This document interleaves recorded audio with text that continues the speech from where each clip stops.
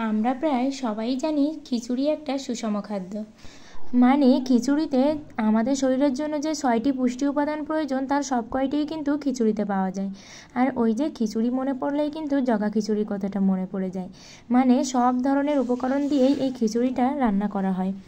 আমি তাই তো আজ আমার ছেলের জন্য রান্না করছি খিচুড়ি, তাই ভাবলাম যে আপনাদের সাথেও এটা শেয়ার করি। আর এই খিচুড়ির জন্য আমি এখানে নিয়ে নিয়েছি মসুরের ডাল। আর আপনারা কিন্তু মসুরের ডালটা দিয়েই রান্না করবেন, কারণ মসুরের ডালে রয়েছে প্রচুর পরিমাণে আমিষ। যে আমিষটা খাওয়ালে আপনার বাচ্চাকে মাছ না দিলেও কিন্তু চলবে। মানে যখন বাচ্চা টোটালি কোনো কিছু খেতে চায় না তখন এই খিচুড়িটা আমি খাওয়াতে বলবো, তাহলে অন্যান্য পুষ্টির আর প্রয়োজন পড়বে না। তাহলে এবার চলে যাই খিচুড়ির রেসিপিতে। শুরুতে আমি এখানে চাল আর ডালটাকে একসাথে ধুয়ে নিয়েছি, আর ডালটা আমি প্রায় আধা ঘন্টা আগেই ভিজিয়ে রেখেছিলাম। তার ভিতরে চালটা দিয়ে ভালো করে ধুয়ে নিয়ে এখানে চাল আর ডাল দিয়ে এর ভিতরে আমি দিয়ে দিচ্ছি মিষ্টি আলু আর কুমড়ো। আপনারা চাইলে এমনি গোল আলুটাও দিতে পারেন, আবার কিন্তু এখানে বিভিন্ন ধরনের শাক সবজিও অ্যাড করতে পারেন। আমি শুধু এই দুটো উপকরণ দিয়েই রান্না করছি। এবার এর ভিতরে আমি পেঁয়াজ রসুন কুচি দিয়ে দিচ্ছি আর দিচ্ছি জিরা বাটা, আর দেবো পরিমাণ মতো লবণ আর হলুদ। আর আমার বাচ্চা যেহেতু ঝাল খেতে পারে তাই কিন্তু আমি এখানে 4টের মতো ঝাল ব্যবহার করেছি। আর এই খিচুড়িটা যে শুধু আমার বাচ্চার জন্য রান্না করছি এমনটা নয়, আমারও তো খিচুড়ি খেতে ভীষণই ভালো লাগে, তাই তো আমি খিচুড়িটা একটু বেশি করে রান্না করছি। আর একটা কথা বলবো, যাদের বাচ্চা বুকের দুধ পান করে তারা অবশ্যই বাচ্চার সাথে সাথে নিজের জন্য একটু বেশি করে খিচুড়িটা রান্না করবেন। বাচ্চার পাশাপাশি আপনিও খাবেন, তাহলে কিন্তু আপনার বাচ্চারও উপকারে আসবে। এবার আমি সবগুলো উপকরণ মাখিয়ে এর ভিতরে তেল দিয়ে দিলাম।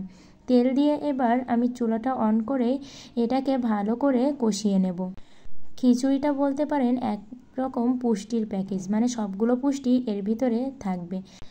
আর এই খিচুড়িটা রান্না করলে আপনার বাচ্চাকে যে যতটুকু রান্না করবেন ততটুকুই খেতে হবে এমনটা নয়, কিন্তু বাচ্চা অল্প খেলেও এতে অধিক পুষ্টি পাবে।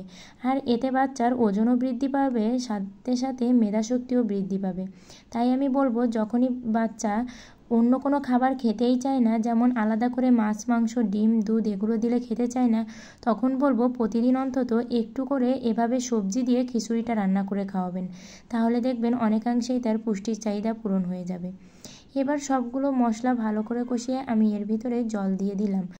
আর এখানে আমার প্রিয় বন্ধুদের বলতে চাই, আমার ভিডিওগুলো ভালো লাগলে অবশ্যই লাইক করে কমেন্টে আপনাদের ব্যক্তিগত মতামত জানাবেন। আর আমার চ্যানেলটি সাবস্ক্রাইব করে পাশের ঘন্টাটি বাজিয়ে অল অপশানে সেট দিয়ে রাখবেন, তাহলে আমি যখনই বাচ্চাদের জন্য এরকম নতুন নতুন খাবারের ভিডিও আপলোড করব আপনাদের কাছে আগেই নোটিফিকেশান চলে যাবে। এবার আমি ঢাকনা দিয়ে এই সবগুলো উপকরণ ভালো করে ফুটিয়ে নেব। আর এখানে দেখুন আমার খিচুড়িটা প্রায় রান্না করা শেষ।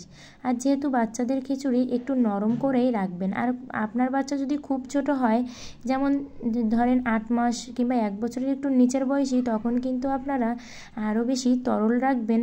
আর এই সবজিগুলো সব ভালো করে ম্যাশ করে পুরো পিউরি মতো তৈরি করে খাওয়াবেন, কারণ অনেক সময় বাচ্চাদের গালে এরকম আস্তে আস্তে পড়লে কিন্তু খেতে চাইবে না। আমার বাচ্চার যেহেতু 2.5 বছর বয়স হয়ে গেছে, তাই আমি কিন্তু এভাবেই নামিয়ে নিলাম। দেখুন খিচুড়িটা দেখতে অনেক বেশি সুন্দর হয়েছে। আর এই অল্প উপকরণে ঝটপট যদি কোনো রেসিপি বাচ্চার জন্য বানানো যায়, তাহলে বলবো এভাবে অবশ্যই খিচুড়ি বানিয়ে আপনার বাচ্চাকে খাওয়াবেন। সবাই ভালো থাকবেন, সুস্থ থাকবেন।